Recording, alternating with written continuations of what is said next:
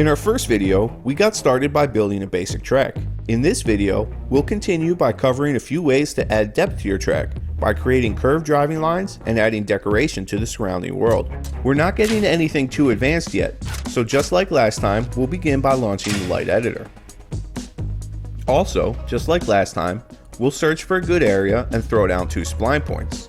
This time, however, we won't stop with just 2. Once we've placed our first 2 spline points, we can add more by grabbing one of our placed spline points and copying it. Now, if we place this new spline point so that it is not in line with the other 2, we've created a curve in our driving line. We can create more spline points and add even more curves to our driving line, but for now, we'll keep it simple. To save time, I've already gone through and added some obstacles and checkpoints. Let's give it a test run. One thing to keep in mind when working with curved driving lines is that in some cases, the turn can appear a little awkward when the player is driving it in-game. Usually, the slower the bike is moving, the better, so it's generally a good idea to put some obstacles on or around the curve that will keep the player from gaining too much speed.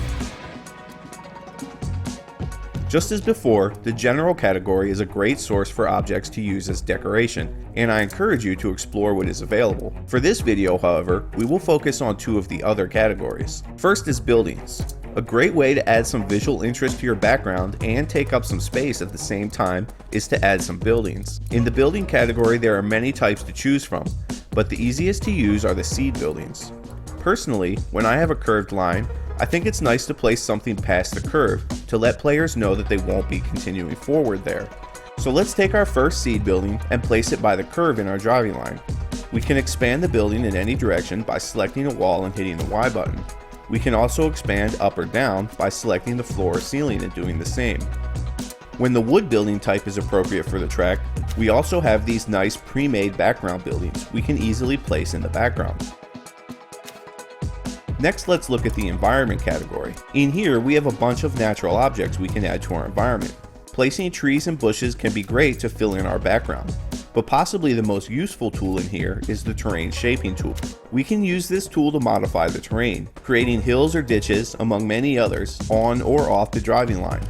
It can also be useful to simply change the texture decal on the terrain.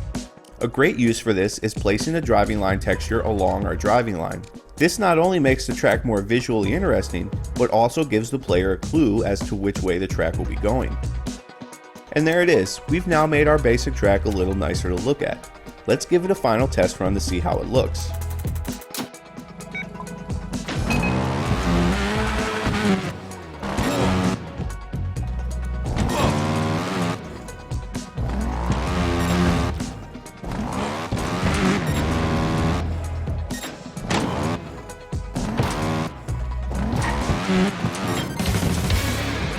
For more information on the tools we used in this video, check out these lessons from our complete track editor tutorial series.